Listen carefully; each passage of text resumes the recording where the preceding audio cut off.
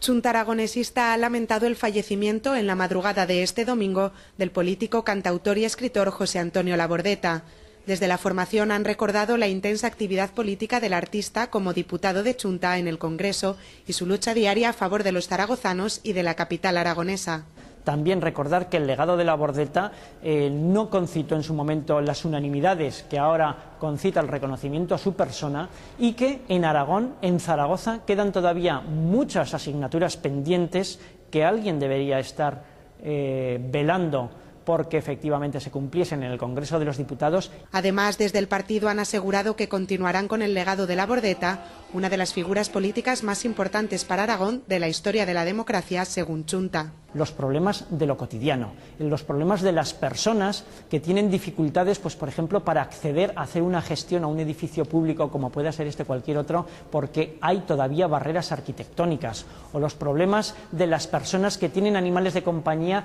y no encuentran sitios adecuados en esta ciudad para tenerlos. Esos problemas pequeños, esos problemas de la convivencia, del día a día, del bienestar, de los que a menudo no tienen voz para expresarla con fuerza, seguirán encontrando en Chunta Aragonesista quien les represente y quien los saque adelante.